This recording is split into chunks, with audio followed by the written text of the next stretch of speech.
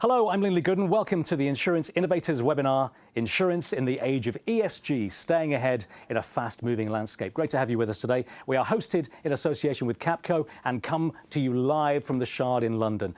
Well, look, ESG, environmental, social and corporate governance, has never been more critical across sectors or higher up the corporate agenda. And insurance is obviously no exception. Insurers have always understood the importance of managing a wide range of risks, and clearly governance has always been a key part of that. But the issues we're all facing now, environmental and societal, are also pushing stakeholders across the industry to think really hard about ESG.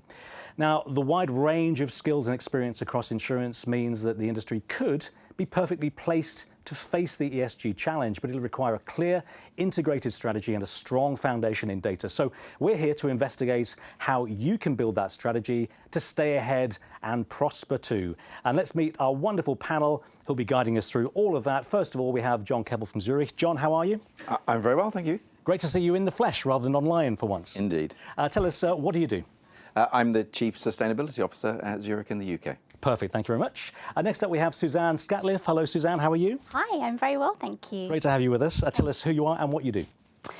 So I am the Global Sustainability Director at AXA XL. I oversee our strategy and programmes across Asia Pacific, Europe, UK and the Americas. Great to have you here in London today. Next up we have Alex Borney. Hello Alex, how are you? I'm very well, thank you. Delighted to be here. Great to have you here, and tell us what do you do? So I am the Director of Underwriting for our retail business at LV. Brilliant stuff. And last but not least we have Subanku Basu. Hello, how are you? Good morning. Very good, very good. And tell us where you come from and what you do. So I'm a managing principal at Capco and also a lead for the company's UK ESG initiative. Great stuff. Thanks for all of you for joining us here today. Okay, we have lots to cover over the next hour, and you may well have a few burning questions or comments to put to our panel too. So this is your chance. Simply send your questions in throughout our session using the question section on the right-hand side of the webpage. While we're live, we'll go through those and answer as many as we can towards the end of our discussion. Well, let's get started. ESG issues have really risen up the agenda, haven't they, in recent years? So let's start by getting a really clear idea of where they are, where we are, what the challenges are, and what this all means for insurers in particular. John, first of all, for you, what's really changed to make ESG a huge issue to talk about right now? I don't think you have to be a climate scientist to recognise something's going on. Record dry spells, record rainfall, floods, fires across the globe in many instances. So the climate peril, I think, is now something that everybody recognises and is challenged by. I think also you don't have to be an economist or a social scientist to see what's going on societally, cost of living crisis, interest rates, really affecting people's daily lives. And I think the intersection of those things is really causing some sort of stress and strain across different parts of society. Within Zurich, we are one of the largest insurers of the public property portfolio in the UK through our municipal brand. So we're insuring hospitals, schools, universities, council premises and community properties. And so, a lot of those properties that we insure have a strong social purpose and a strong social value. So it really brings to heart, I think, and brings to the forefront of our business how we can have an impact on some of those issues. But as I say, I don't think anyone now can really miss the impact that both climate and the societal issues are having. And they're so intertwined, and we'll get into that. We'll get into the complications, the difficulties as we talk for the next hour. But let's get into the stakeholders. Suzanne, great to have you with us. Who for you are the really key ESG stakeholders? What are their priorities? I mean, if we're talking about the whole breadth of ESG, essentially it's everybody. It's businesses, it's governments, it's communities, it's planet Earth. And I think, we've had obviously climate change that John mentioned, but also a number of other macro external challenges like the global pandemic, which has actually really highlighted that healthy ecosystems, prosperous communities are essential for businesses to thrive. The two are dependent. We've actually just completed a big stakeholder assessment, a materiality assessment with a number of our external and internal stakeholders. And we've been thinking about this really from two lenses.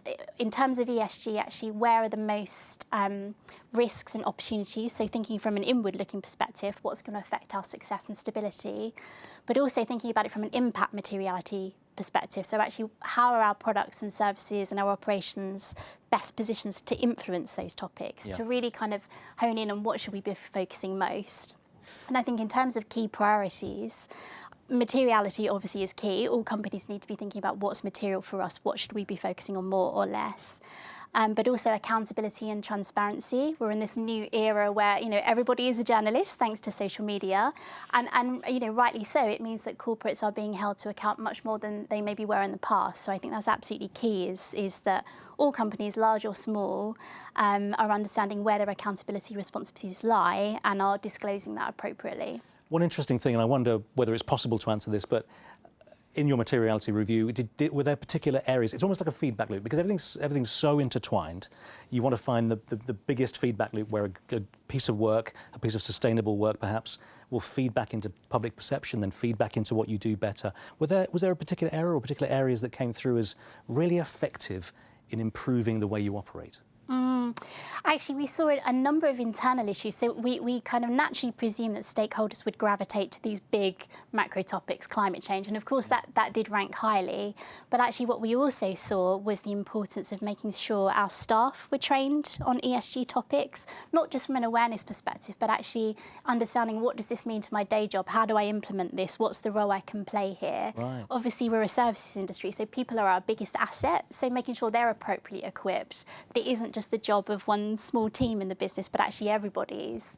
It really came out strongly in the assessment we undertook. It's so sensible. It makes a lot of sense. But until you have the answer, you don't know you can ask the question and the answer makes a lot of sense. So, Blanca, what about the business as a whole? I wonder how important ESG is for business and where the impacts are. Yeah. So ESG is actually very, very important, and I think pandemic, and John did mention the economic uncertainties and everything. I think we can't afford to actually take our foot off the gas, just because there's a lot of good work done. And I'm going to just quickly talk about a couple of examples of what companies are doing in reality.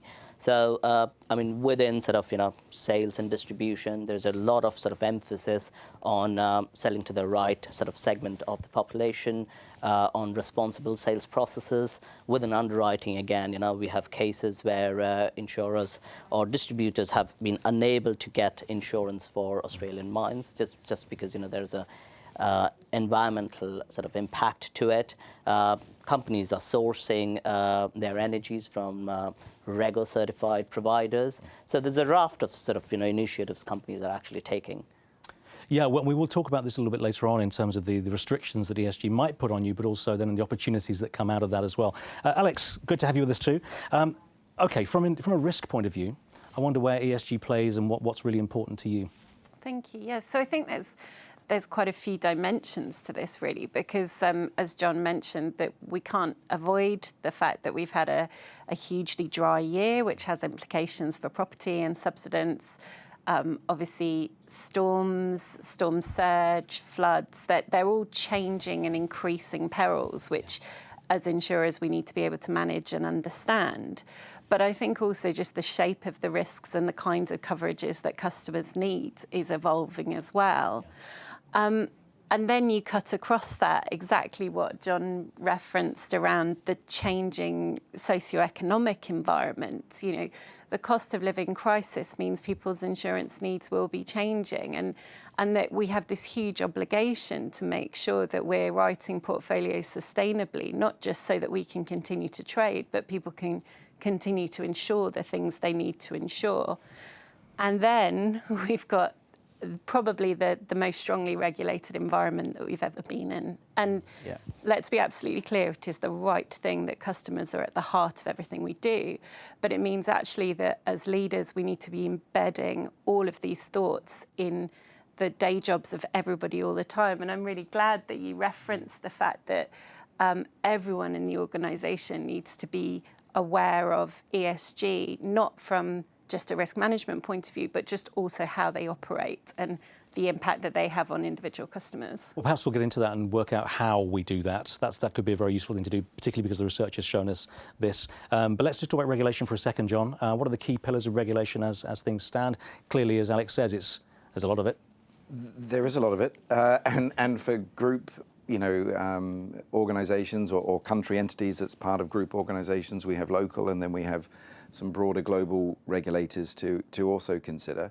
At the moment, we're all disclosing through TCFD. We'll be disclosing, product level and portfolio level soon as well, which presents us with some real challenges in terms of data, which I know we'll get onto in a minute.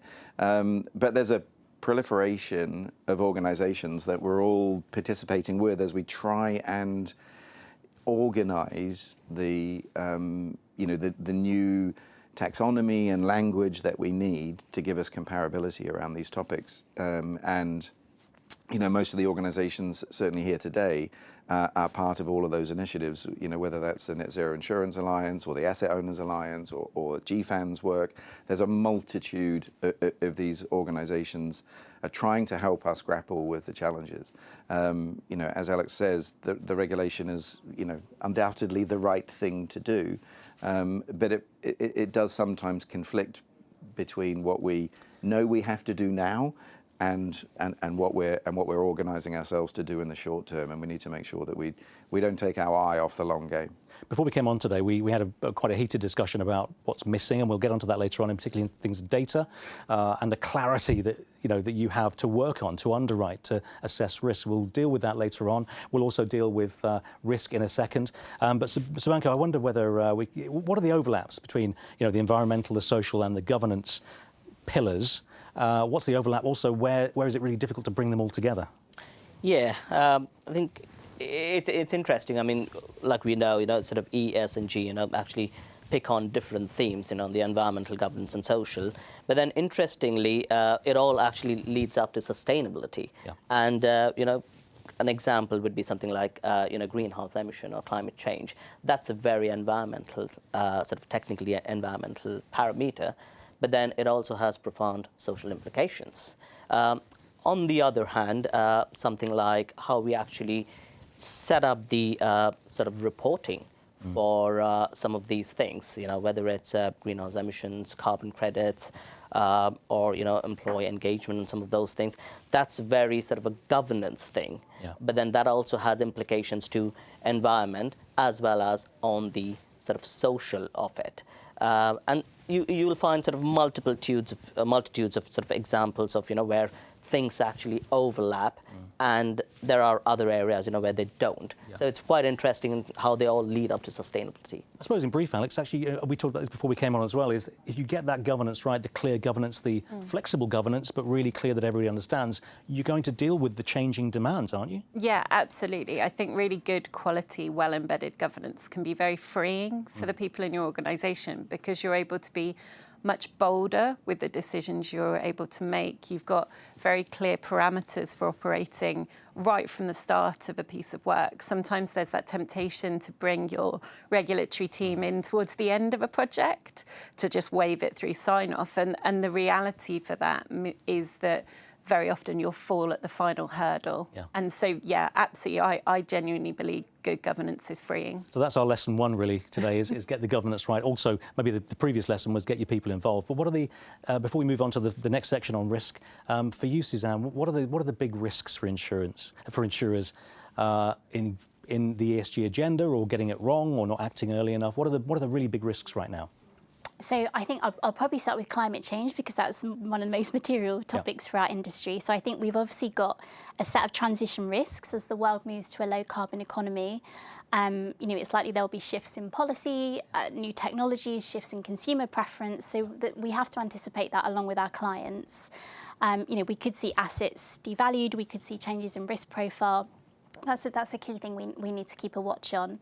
And then also liability risks. So we're seeing litigation risk, again, particularly around climate, around greenwashing, increasing in some markets.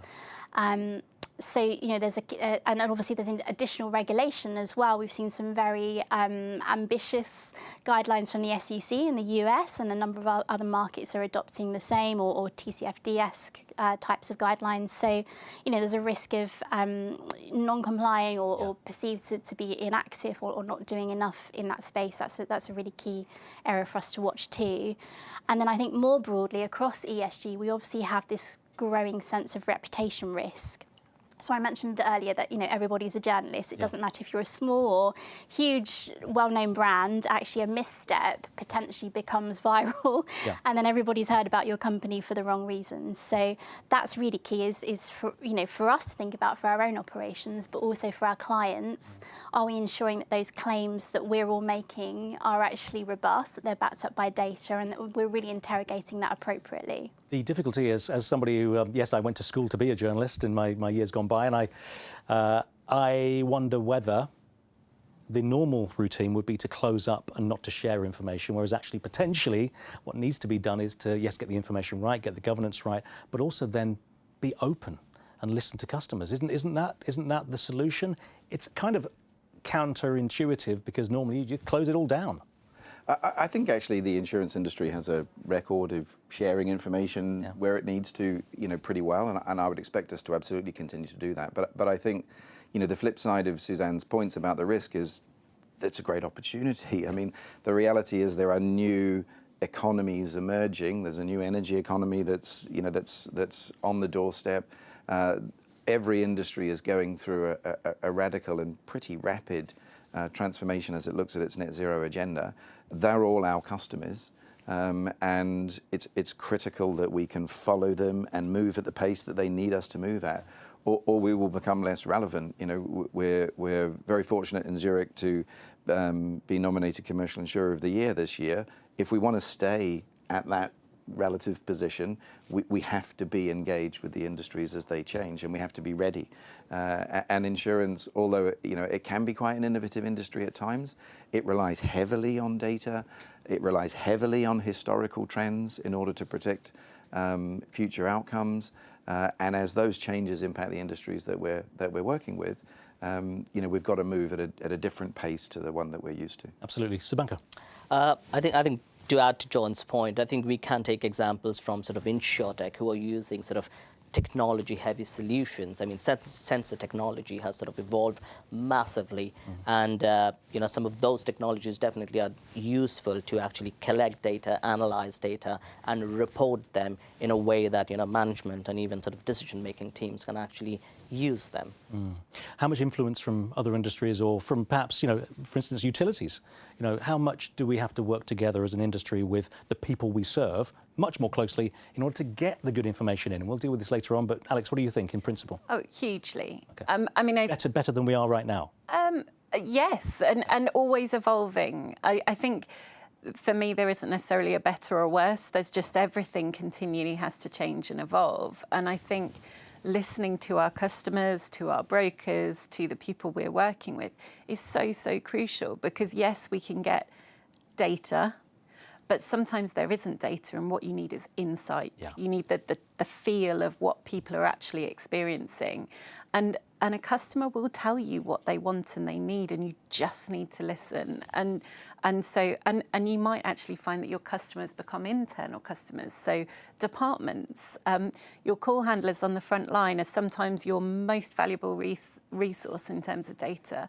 So it's about taking all that insight as well and using it to good effect. Suzanne, does that make sense to you as well? Yeah, I would agree. But I think the challenge is in terms of ESG data, it's really tough, right? Because it's not standardised, and typically the data you can get is only on those publicly listed companies, which isn't necessarily everybody's entire client universe. No. It also takes a lot of resource. So if you're a small company, or if you don't have people in-house who are responsible for creating those disclosures, then it's really difficult to understand actually what the company could actually be doing very well. But if they don't have the resource to tell everybody about it, then it's not necessarily reflecting on them in an accurate way. And that's the key challenge is not only the standardised data, but also making sure that all companies have the resource to respond to these frameworks, reporting, disclosures appropriately. Absolutely, and we will get into this, and we will try and find some solutions as we talk. It's something that we talked about before we came on today, so we'll definitely get into that. But you'll have to wait about 15 minutes before we get into data and all of those good things. But that is where we are now on ESG broadly. Let's drill down a little bit into that question to Suzanne on the impact of ESG on insurers and what we can do about it, and how we can respond. What are the risks?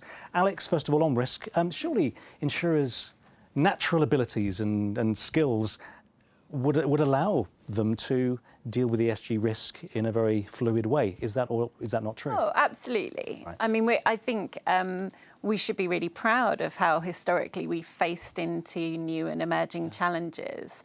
And I think that this is no different. Whilst it's obviously a very concerning time in terms of environmental changes, we have a huge amount of power and also responsibility as large organisations to help drive forward the ESG agenda. I would say, however, there will need to be a mindset shift and potentially a shift of pace. Things are changing very, very, very quickly. And sometimes in the past, organisationally, as an industry, we might not be the quickest to respond. We want all the data, we want all the information, we want to be really sure about what we're underwriting, and then we'll move. And actually, we're potentially entering a little bit of a brave new world where we need to be quite bold, we need to be principle-led, and we need to be prepared to, in some ways, make some decisions when we don't have all of the information, which as a director of underwriting is a very hard thing to say, as you can imagine. Yes. But I think really we are well placed. We just need to have faith in our people and our decision making. Just briefly on this, John, maybe I can throw it to you. I heard alarm bells go off just over there, and just over there in the city as well. Alarm bells, mindset change is a big deal. It's very difficult to do. How do we just start to look forward and bring that mindset change into our organisations, if it's not already there?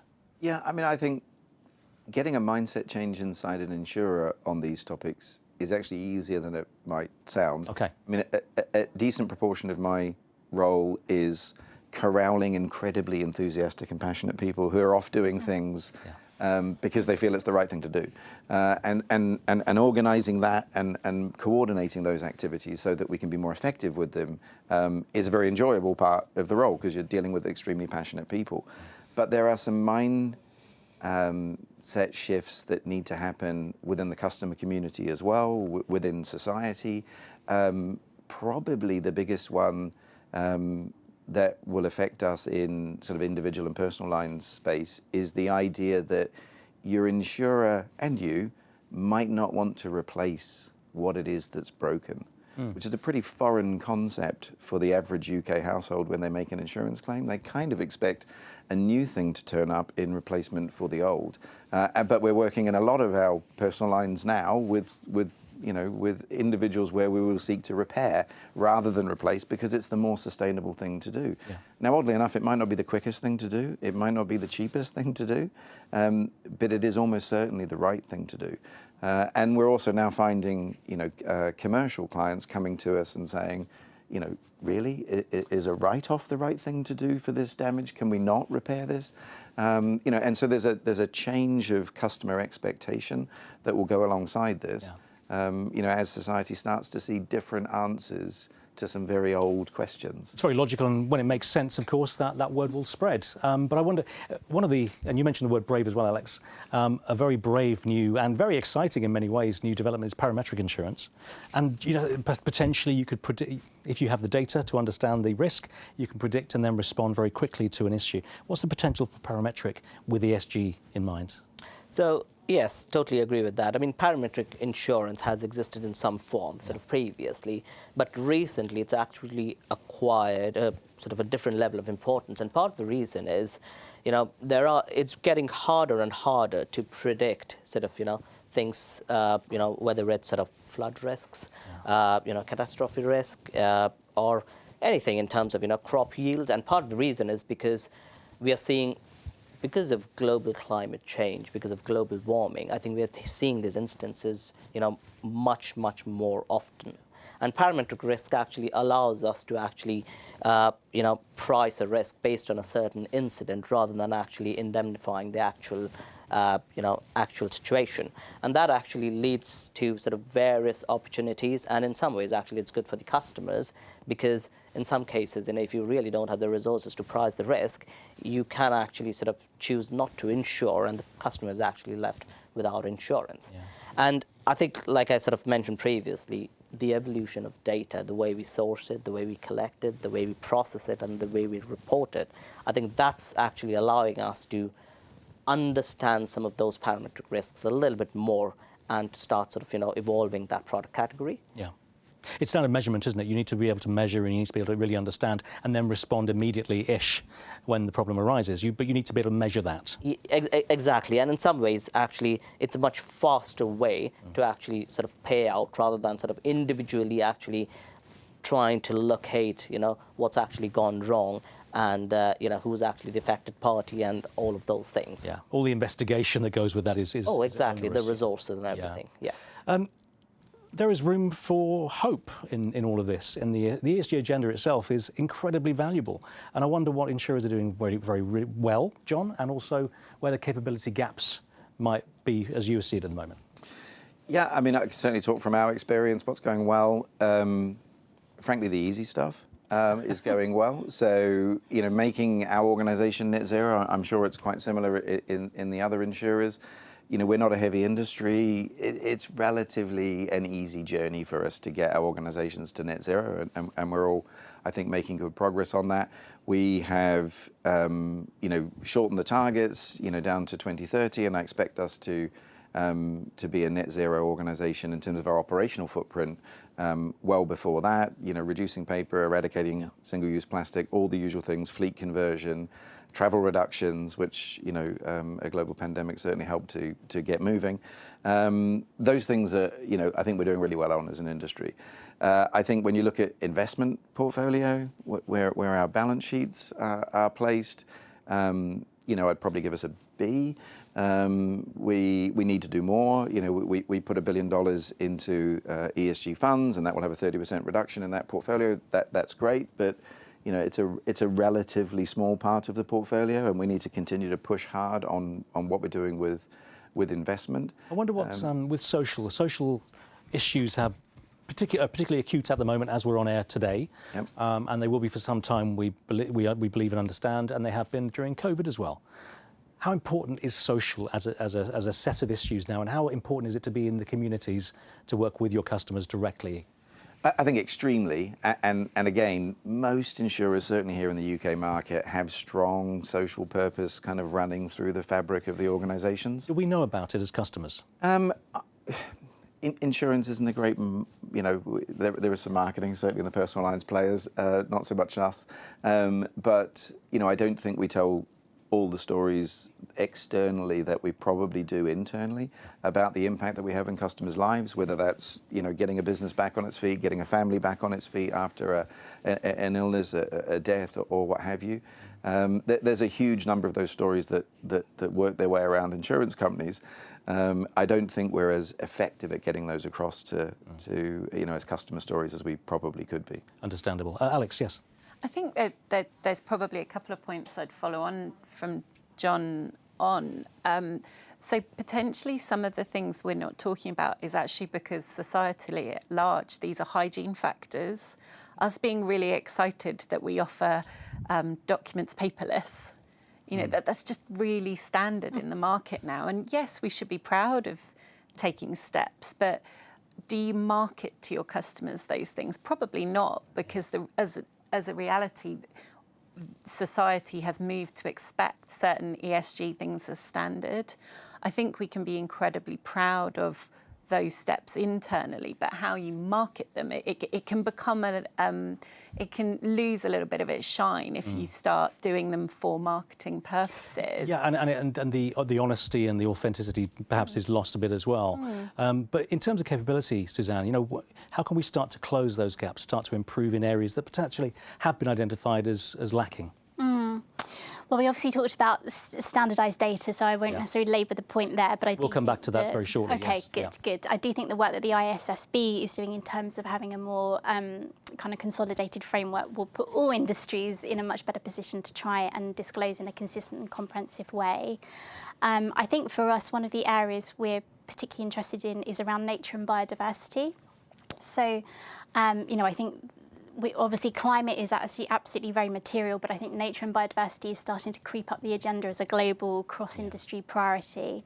And the key challenge we have is we just have very limited data on it. We're not very good at quantifying the benefits of nature. We can probably give staggering global statistics about, say, the value of mangroves, but actually from an insurance perspective, what we need to know is what's the value of this particular mangrove forest in the Florida Keys? How is this serving as green infrastructure to provide flood resilience benefits to these coastal properties? And we need to get much better really about thinking about nature. Well, natural capital generally is not something that is infinite and free, but actually is limited and expensive. And that again, that's a cross-industry challenge we all need to get much more sophisticated about.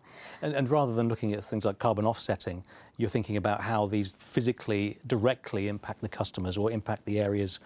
So it's much more of an environmental issue, perhaps, rather than the way you can evaluate your business. It's much more about the practical side, isn't it? Yeah, I think it's both. I think it's both because we need to ultimately get to a point where actually nature is included in our modelling, in our pricing, that we're thinking about, say, that mangrove forest as green infrastructure when we're thinking about the risk profile for those coastal properties in that example I shared. I think sometimes the where and the how makes a big difference. We've been planting trees, as most organisations have been planting trees for quite a long time, and that's great, and we're very proud of what we've been able to do. But we've recently launched a campaign for flood claimants where we will plant seagrass, and we won't plant seagrass in some strange, remote, far-off part of the world. We'll plant it on UK coastlines because they're UK customers, and that proximity to that nature-based solution, I think, is making a difference. If you'll pardon the pun, it's a relative drop in the ocean, but we all need to be finding different and more practical and more connectable with the customer anyway solutions as we search for the things that are going to help. And not only are they better than trees because they store more carbon, they store it more rapidly, they have the biodiversity benefits that that we just mentioned. They help with flood defences, etc. So there's a whole host of different benefits, and there's a multitude of these things. Whether it's mangroves, whether it's seagrass, whether it's forests. It still needs to be translated to us customers, though, because we often think about insurance as cost and coverage, right? So we're not necessarily. So the mindset shift actually again needs to be with us lot, the customers, to understand it. Sabanka, what do you think?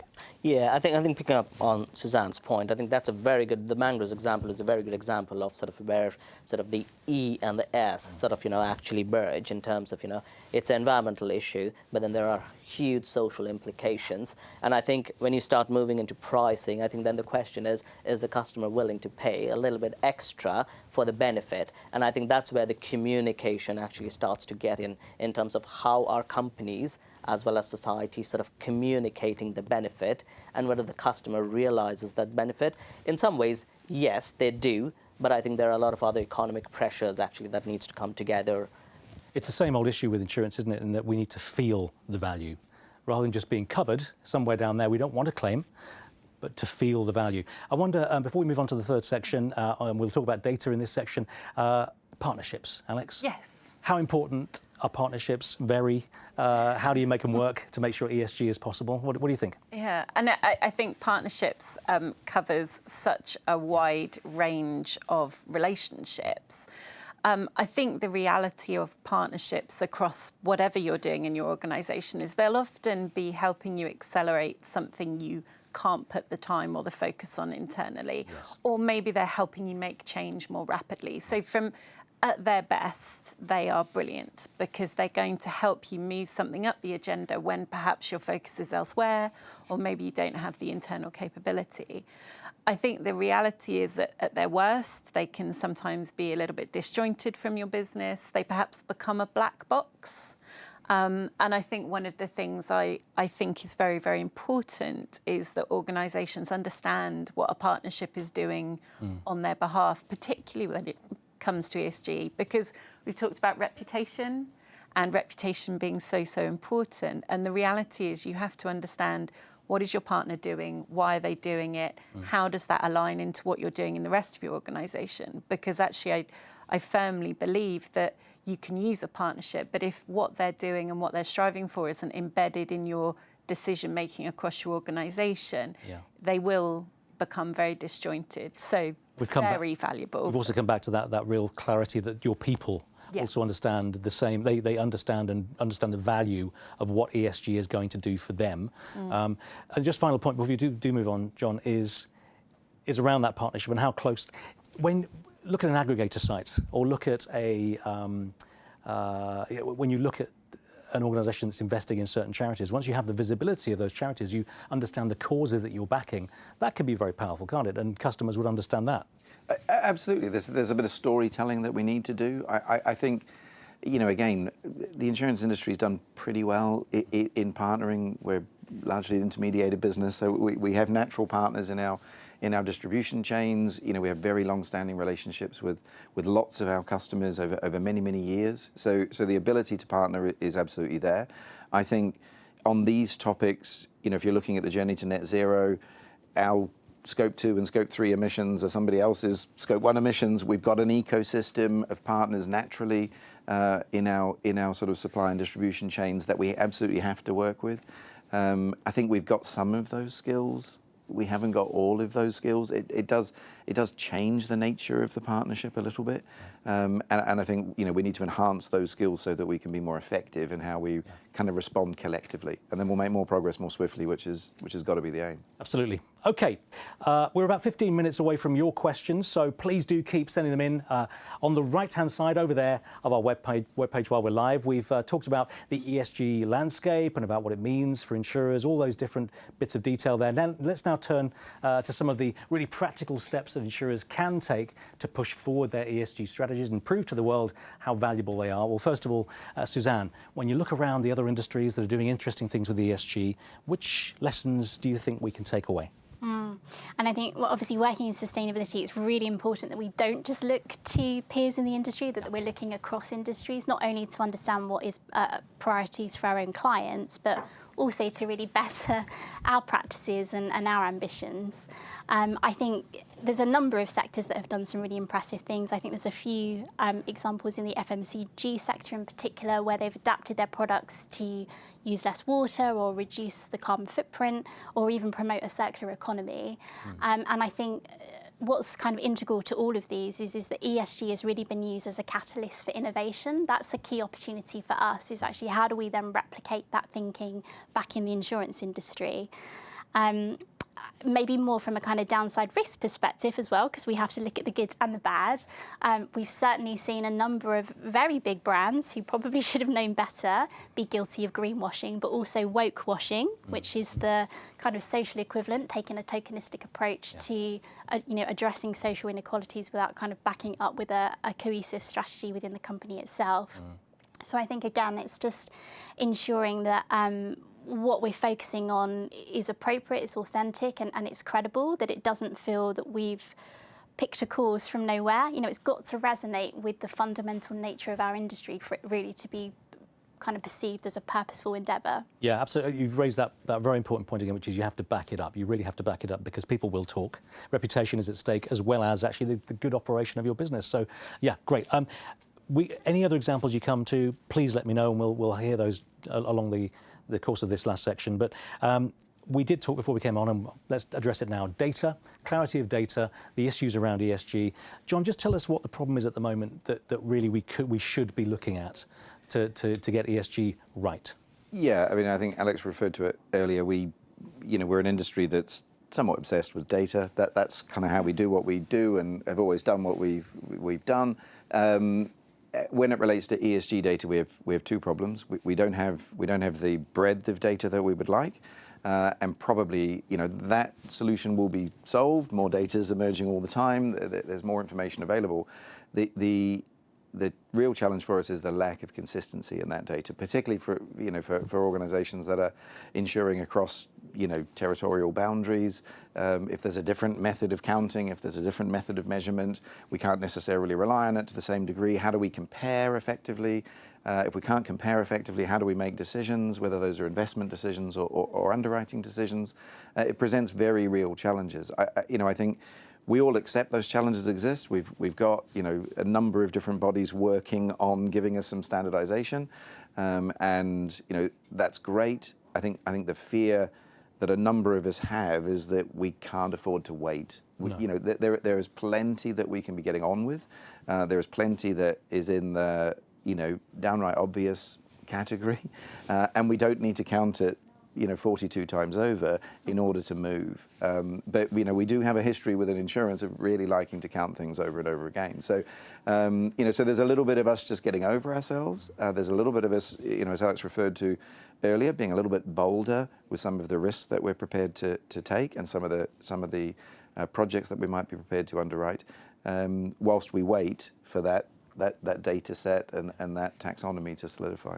Okay, we know one of the problems, big problem. Alex, I'll come to you on this in a second as well. But Samanka, how do we start to get better picture, more insight, as you mentioned earlier on, Suzanne, and start to really get the best out of our data? It's the same problem that we had with data 10 years ago, 15 years ago. Yeah, exactly. And I think data strategy sort of is not a sort of an individual strategy, you know.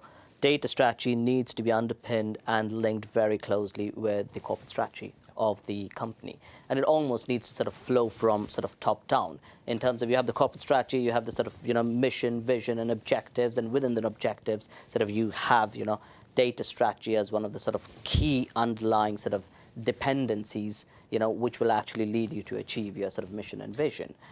I'm assuming ESG hasn't really been previously a big part of that strategy. There's been a corporate social responsibility strategy, but maybe that's been almost separate.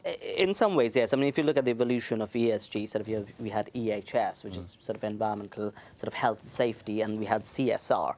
But those concepts were rooted mostly in philanthropy.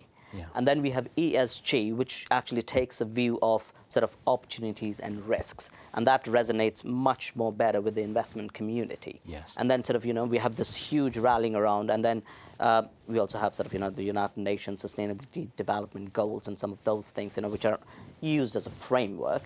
But then one of the reasons why ESG has been, to some extent, successful is because of the support from the investment community. Because at the end of the day, sort of organizations are sort of, you know, required to make sort of, you know, create shareholder value. Obviously, they have to create sort of societal value. Yes. Increasingly, that's a very, very important part of any investor's prerequisites. Yes. When you start looking at sustainability, you know, in terms of sort of 15, 20 years, and if you don't have a sustainable strategy, then you're looking at it from a very, very short-term perspective. So a stronger ESG pillar in your strategy. As an underwriter, I mean, it must be impossible to underwrite properly if you don't really have that data, that information, and it's previously been considered less important to do this area than the corporate business, the revenue part of the business. But I don't think you can divorce the two. No. I think the reality, if you look at flood or subsidence or storm surge or hail in July that we've seen in recent years, you know, that's ESG. If you think about people who are maybe reducing their content sum insured because they're struggling to pay their bills, that's all around the socio-economic environment that we're operating in, and the regulator's view on all those things and how we should handle them. You know, these two things are not separate, and actually they probably never have been, but they've now got a title, they've now got a name. And I think for me, from an underwriting point of view, it's about what do we need to know. As John references, we might want to know everything. We would always like to know everything. We'd like to really understand our risk. But actually, you have to organisationally get down to what are my red lines? What do I have to know to be comfortable to underwrite this risk? And you know, that might be to a greater or lesser extent, you know, lots of information on less, but broadly, there will be a moment at which you go, right, I can leap now because I've met my red line. And presumably when the data is better and you can start to look at the underwriting better, then you can start to automate in more effective ways? Yes. So I think, you know, we're all very aware of the kind of opportunities that come from large-scale machine learning models, automated data and MI, and I think those can't be underestimated. But for me, they aren't something that they're something that allows you to free up your good quality people in your organisation to do more of this insight-driven decision making. So if you can automate some of your low-value, large-scale decision making, where there's a lot of certainty and a lot of data, what that allows you to do is put your people on the things that require a lot of thought, that they require a lot of context. And actually that's going to be the forefront of a lot of what we're talking about in terms of very uncertain environmental changes, for example. Absolutely. Brilliant. I think we're finding, Suzanne, the mindset change that we were looking for earlier on. This is a mindset change because it's reframing the value and the importance of ESG. Actually, as you say, Alex, it's kind of everything, isn't it, Suzanne? It is, and I think our industry has a really key role to play in underscoring the fact that good ESG management is also good risk management. The two intersect very, very closely. But also, I think the challenge we need to reconcile somewhat is your environmental and social risks tend to manifest themselves over a longer term, and we work typically on 12-month pricing cycles. So, what we have to think about is actually what's our role to play today in building that long-term resilience and ensuring that our clients as well as our own companies are future fit. Yeah. Okay, we're on the right road, John. When the data is clearer, more comprehensive, better sources, cleansed in the old language, how can that now help insurers in the next few years? How can we start to lace in ESG, which is accurate and really, really effective? How can you start to bring that into the business? So the fact is, it's the data on everybody else, right? Yes, it's helping us with our declarations, which, we've got teams of people for whom that's their lifeblood. But the reality is we'll have the data on everybody else. Yeah. And that means that everybody else is raising their transparency game, and that's what we need to do. We need to understand where, without necessarily playing a greenwashing blame game, we need to move from one historical, carbon-based economy to a new one. Yeah. And we need to understand where the pockets are that are going to be extremely difficult. We know some of those in cement and steel and other industries. We know some industries that can move and will move. And that consistency and transparency will mean that we can engage with customers, the investment community can engage with those industries as well, and we can hasten the journey for every industry. We were talking before about the fact that we're going to have to measure our portfolios for carbon content and reduction targets. We won't have to do that when the real economy is increasingly green. It becomes a net-sum game that we've done it, we've achieved it, and that's the overall ambition. Not for my organisation to be net zero or anyone else's organisation to be net zero. We need to get the entire real economy on that journey, and the transparency of data, the consistency of data, will give us the lens that we can really target our actions more appropriately. It becomes fluid. It becomes the way that, the enabling set of tools that should be there. And in terms of tools, Sabanko, what areas or methods or tools do you favour, do you think are really exciting at the moment that can maybe take us forward as well? I think big data, definitely, quite an interesting thing. We've always used it within sort of actuarial, within risk management, but some, sort of climate modeling, definitely is sort of, it's there. Then there are sort of, a lot of sort of reporting tools. You have software-based, and, to Alex's point, I think it's very important to have that hybrid view, which is basically you have the data from software or from using technology, but to interpret that data and contextualize that data, I think that's really, really important, because that's where the real meaning and the real engagement actually happens, which actually will help us to actually solve the ESG or take that ESG sort of narrative to the next level. Absolutely. Okay, brilliant. Well, we've had a great discussion, haven't we? I hope you've enjoyed it so far. Hopefully you've found some of the insights from our panel really useful, a few of those pointers too. ESG is a critical issue, clearly, creating opportunities and potential challenges, obviously, for the insurance industry. So thanks to our panel for their insights so far. But now it's time to hear directly from you. Thanks for sending in your questions. I have them right here. Brilliant. You can still do that. Send them to our webpage while we're live to the right of the screen. And we would love to hear more from you. And of course, do take a very brief moment to rate our webinar so far today. There should be a link to the feedback form just below the video player, right here on the webpage. Your response is totally confidential, but really useful. Thanks very much indeed. Let us know what you thought of it so far. Okay, questions. Okay, let's go for these. We haven't seen these yet, so we'll try to answer them to the best of our ability. If we can't, we'll give you a vague and rounded possible answer. Okay, first of all, how do we promote or champion doing the right thing versus the cost impacts of ESG initiatives and changes. Doing the right thing isn't always profitable in the short term, but do you foresee the insurance market foregoing profit margins in favour of more sustainable practices? Great question. We kind of referred to it earlier on. Alex, take us that way if you can. So I think that there is generally a view that sometimes these practices are not profitable. Yeah. Let's be absolutely clear. Short-term profit at the expense of long-term sustainability will not drive a good quality business outcome, either in terms of reputation or in terms of profit margin. And I think this is where we're coming into this mindset shift, because actually, for example, moving your repair network over to carbon neutral potentially will involve asking them to switch from gas to hydrogen in certain of their practices.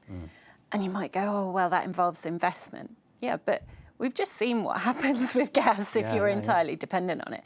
Yeah. So this is about sustainability in its truest sense. Organisations and boards might make choices that affect short-term profitability, and that's about their choices as an organisation. Yeah. But when we're talking about sustainability, I genuinely think that if you don't have a long-term view in mind, you are robbing from Peter to pay for Paul, because it won't last, and you will get found out because you won't be underwriting the right risks long term. Yeah. I think to add to that, I mean, insurers are at a unique position, and part of the reason being they are also investors from the asset management, point of view. So at least sort of large and mid-sized insurers, I think they are creating quite a bit of noise around this in terms of, asking boards to sort of, evidence diversity, taking off investments from, high interest loans or fossil fuels. And I think that story sort of, should hold true in some ways, when institutional investors actually invest across insurance firms, because that's exactly, insurers would expect the same sort of a behavior and the same standards from institutional investors. And I think that needs to happen in a more joined up fashion, and that's when you start seeing sort of value for a little bit of a longer period, the sustainability sort of, thing. And maybe back to one of your first questions, around getting the stakeholders right. Our UK corporate strategy has planet and communities as one of 4 stakeholders. Yeah. Shareholders is one of those stakeholders. Of course. They're not more or less important than each other. They are 2 of 4 stakeholder groups that we've identified. And when businesses start to put planet and communities as part of their stakeholder lens, I think you start to see a bit more balance enter the conversation. The reality is, to Alex's point, we will undoubtedly meet some bumps in this road. We've already met some. We will meet some bumps in this road, and the kind of ratios that we're able to deliver on certain portfolios won't be quite as stellar as some others might hope that they will be. But that's the nature of what we're trying to do. And in that risk, there will be opportunity as well. If we can do it better than the people we compete against, we'll stand ourselves in good stead. So it's getting on that learning curve as quickly as we can, and trying to find the opportunity and the risk. Pretty powerful stuff. Now, we have lots of questions. Thanks very much, and keep on sending them in. I'm very interested in the next 2 or 3 minutes. If you are still a little bit sceptical in any way about what we've talked about, I'd love to hear from you. Do let us know. I'm pretty sure by our audience today you are partly converted. So, but if you do have doubts, let us know. More questions here. Let's go through them as quickly as we possibly can. Somebody's talked about Suzanne. What Suzanne said about staff was very interesting. How can ESG be embedded across the whole organisation? Let's just follow that up. How can you start to make sure that people do share the same values? So I think when we did our previous strategy a few years ago, it was really about how can people get involved more in a kind of voluntary capacity, right? It was really about, I'm passionate about this, so can I tack this on to the day job? And I think we've evolved a lot in the last few years. So actually, passion is great, but passion is not a sustainable fuel. Actually, we need to embed this into people's jobs and their core responsibilities if it's going to continue to evolve and grow. So for us, it starts with training and education. We have a climate school across AXA, which all employees across the AXA group are targeted to complete by the end of this year. And that's really to cover two things: the basics of climate science, so people feel they have a decent understanding, regardless of whether you're a cat modeller or you're in finance or anywhere else. But then also understanding what it means for the insurance industry. And we're looking forward to now expanding on that and actually exploring other elements of the E, because obviously climate is only one part of the E, along with the S and the G. And I think that for us, that's where we have to start. We have to have our folks that are empowered to understand what it means for them, understand how to spot those opportunities in their part of the business, and then also be equipped and empowered to talk about it in the market. I think it's brilliant. I think that, that's something that, as a former journalist, the use of science, understanding of science, we all actually might like to understand some of the concepts that we don't understand because we feel a bit left out. So that's brilliant. That's a really great thing to teach a bit of climate science at work. Brilliant. Okay, another question here. Which aspects of existing and upcoming ESG regulations do you find the most challenging for insurance? Any regulations that you're concerned about, or potentially things that will push you in certain areas that you find a bit difficult? Anything, Alex, that comes to mind? And don't worry if not. Yeah, so I think the key thing that comes to my mind, and again I'm showing that I'm an underwriter here, is actually the lack of certainty at the moment is a big challenge. Yeah. So we will always, as an industry, anchor to what's going to be happening over the next 1, 3, 5 years, for example. Where do we think regulation is going? What's on the latest government's agenda? And I hope everybody has recognised that we've probably been less able to do that over the last year or so, and for a whole kind of wealth of reasons. And so actually I think what we need to do is just stand true to, going back to the first question, what's right? Yeah. What's the right thing to do? Because whilst regulation might change depending on who's in power and where the focus is, how much money there is to spend, we have a huge amount of power and responsibility as organisations to do the right thing regardless. Briefly, yes. Yeah, sorry, I was just going to briefly add, I think there's obviously a lot coming out of the EU that we have a very watchful eye on. We have the Corporate Sustainability Reporting Directive, which is going to bring in the environmental taxonomy that's being developed, but also the Corporate Sustainability Due Diligence Directive, which essentially, it's obviously in draft stages at the moment, but if it comes through into law with the member states, will require us to do environmental and human rights due diligence across our value chain. So this isn't just about our suppliers. It's also going to be about our clients, our brokers, our managing agents, those relationships where actually we don't necessarily have the purchasing power, and our opportunity to influence their practices is maybe a little bit more complex than the company that's providing our computer hardware. So, I think for us it's really important that we're getting ready for this regulation now, and although it's only coming from the EU, I imagine we're going to start to see other jurisdictions look at the same thing. In the same way we've seen climate go from TCFD as a voluntary framework to now actually being adopted as the gold standard for regulators in multiple markets. Yeah. I have about 30 seconds left, so I just want to ask Subanka one final question about partnerships. There are other questions which have been brilliant, by the way, but we just don't have time to get through all of them. How can we avoid the risk of partners becoming kind of black box in the way that Alex was talking about earlier on? How do we make partnerships really work so that the conversation's happening and that everyone's eye is on the eventual prize with ESG? I think with partner, one of the important thing is, you can't put all of the eggs in the same basket, which is basically, even the partnership sort of, it has to evolve with time. Start small, nothing sort of rocket science here. Start small, and then sort of, work with your partner in terms of, getting the right information and see how it goes before actually sort of, going into sort of multi-year tie-ups. Also, I think... So sandbox is good, black box may not be. Yeah, in some ways. And also sort of, there are various types of partners across the different value chain of ESG, from sort of data partners to processing partners to consulting entities. So, it's important to sort of know of them. Different types of companies will work with different types of different types of partners. But yeah, to your point, I think start small and then scale up gradually. Yeah.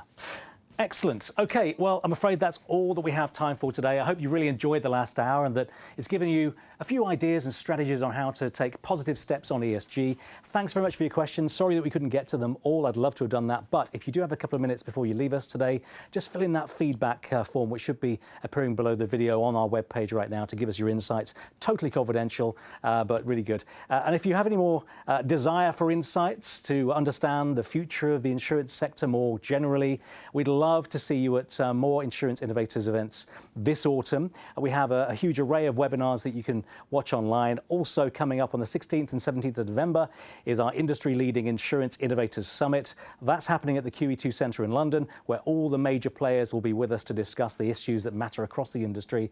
Just go to our webpage to register for that, and hopefully we'll see you there. For now, it's time to go. Thanks very much to our wonderful panellists. They've been brilliant. And to you for tuning in. All the best. Till next time, take care.